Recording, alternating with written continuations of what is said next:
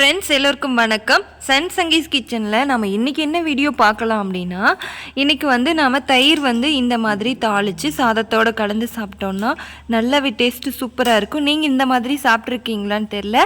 வாங்க நான் இந்த மாதிரி எப்படி சமைச்சிருக்கேன் அப்படின்ட்டு வீடியோவில் பார்க்கலாம்.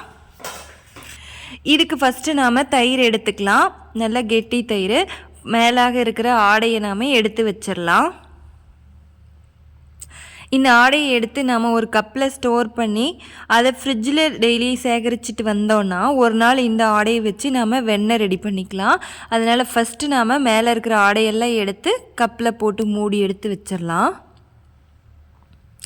அடுத்து இது தாளிக்கிறதுக்கு தேவையான பொருளெல்லாம் ரெடி பண்ணிக்கலாம். வெங்காயம் கட் பண்ணி வச்சுருக்கேன். இப்போ பச்சை மிளகாவை நல்லா நீட்டமாக கட் பண்ணியிருக்கேன். நீங்கள் இன்னும் குட்டி குட்டியாக வேணாலும் பச்சை மிளகாவை கட் பண்ணி போட்டுக்கோங்க.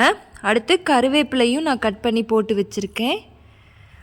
அடுத்து தயிரை வந்து நல்லா கெட்டியாக இருக்குல்ல, அதை நல்லா கலந்து விட்டுக்கலாம். கலக்கி மோர் மாதிரி இல்லாமல் நல்லா கரண்டிலேயே தயிரை வந்து உடச்சி விட்டுக்கலாம்.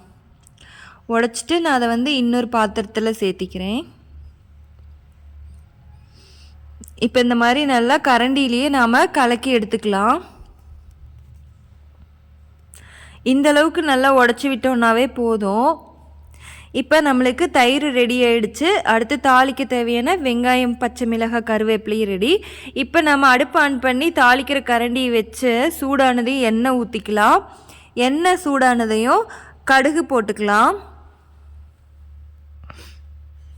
கடுகு வந்து நல்லா பொரிஞ்சு வரட்டும். கடுகு பொரிஞ்சதுக்கப்புறம் நாம் எல்லாம் கட் பண்ணி வச்சுருக்கிற வெங்காயம், மிளகாய், கருவேப்பிலையை ஒட்டுக்கா போடாமல் ஃபஸ்ட்டு பச்சை மிளகாவை மட்டும் தனியாக எடுத்துட்டு அதை மட்டும் ஃபஸ்ட்டு எண்ணெயில் போட்டு கொஞ்ச நேரம் எண்ணெயிலேயே பொரிச்சிக்கலாம். எல்லா மிளகாவையும் எடுத்து நம்ம எண்ணெயில் சேர்த்திக்கலாம்.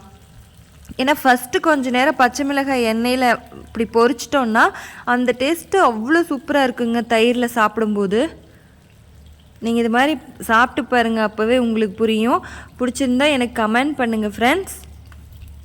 ஃபஸ்ட்டு பச்சை மிளகாவை நல்லா எண்ணெயில் பொரிச்சிட்டு அதுக்கப்புறமா தான் நாம் கட் பண்ணி வச்சுருக்கிற வெங்காயமும் கருவேப்பிலையும் சேர்த்திக்க போகிறோம். நான் வந்து பெரிய வெங்காயம் குட்டியாக இருந்ததுனால 2 பெரிய வெங்காயம் கட் பண்ணியிருக்கேன். ஒரு வெங்காயம் நல்லா பெரிய சைஸாக இருந்தால் ஒரு வெங்காயம் மட்டும் போட்டோன்னாவே போதும். நிறைய வெங்காயம் இருந்துச்சுன்னா தான் அந்த தயிர் சாதம், அந்த தயிர் வந்து சாதத்தோடு சாப்பிடும்போது சூப்பராக டேஸ்ட் கொடுக்கும். வெங்காயமும் நிறைய போட்டுக்கோங்க. இப்போ நல்லா நாம் கிளறி விட்டுக்கலாம். பாருங்கள், பச்சை மிளகாய் இந்த அளவுக்கு பொரிஞ்சிருக்கணும். ஃபஸ்ட்டு தனியாக எண்ணெயிலேயே பச்சை மிளகாய் இந்த அளவுக்கு பொரிஞ்சதுக்கப்புறமா நம்ம வெங்காயம் சேர்த்திக்கணும்.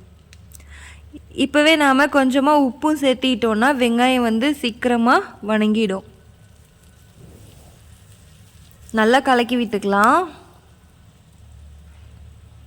வெங்காயம் வந்து ரொம்ப நல்லா வேகணும்னு இல்லைங்க, நல்லா கண்ணாடி மாதிரி நல்லா வெந்து வந்ததுன்னா போதும்.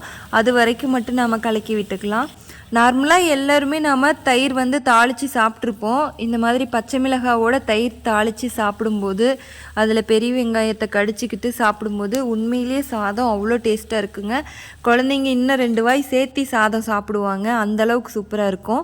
பாருங்கள், நல்லா கண்ணாடி மாதிரி வெந்ததுக்கப்புறம் நாம் எடுத்து தயிரில் கொட்டிக்கலாம். தயிரில் கொட்டிட்டு நல்லா கலக்கி விட்டுக்கலாம். வேறு எதுவுமே இல்லைங்க, ரொம்ப சிம்பிள். வீட்டில் வந்து நம்மளுக்கு இப்போ சாப்பிட குழம்பு இல்லை, தயிர் தான் இருக்குதுன்னா இந்த மாதிரி டக்குன்னு பெரிய வெங்காயம், பச்சை மிளகாய் போட்டு தாளிச்சிட்டு இந்த மாதிரி கரெக்டாக உப்பு மட்டும் டேஸ்ட்டாக போட்டுக்கோங்க. அதிகமாகவும் போட்டுறாதீங்க, கம்மியாகவும் போட்டுறாதீங்க. அவ்வளோ டேஸ்ட்டு கொடுக்கக்கூடியது உப்புங்க. இப்போ நம்ம தேவையான அளவு உப்பு சேர்த்திக்க போகிறோம். சூப்பராக இருக்குங்க இந்த சாதம். நல்லா கலக்கி விட்டுக்கலாங்க. உப்பு கரையிற அளவுக்கு கலந்து விட்டுட்டு அவ்வளோதாங்க. இந்த தயிருக்கு ஒரு டேஸ்ட்டு நீங்கள் சமைச்சு பார்த்தீங்கன்னா தாங்க இந்த மாதிரி சாப்பிடும்போது உங்களுக்கு டேஸ்ட்டு புரியும். இந்த மாதிரி சாதத்தோடு இந்த மாதிரி தயிர் கலந்து சாப்பிட்டு பாருங்கள், அப்புறம் சொல்லுவீங்க. கண்டிப்பாக கமெண்ட் பண்ணுங்கள் ஃப்ரெண்ட்ஸ். இந்த மாதிரி நீங்களும் ட்ரை பண்ணி பாருங்கள்.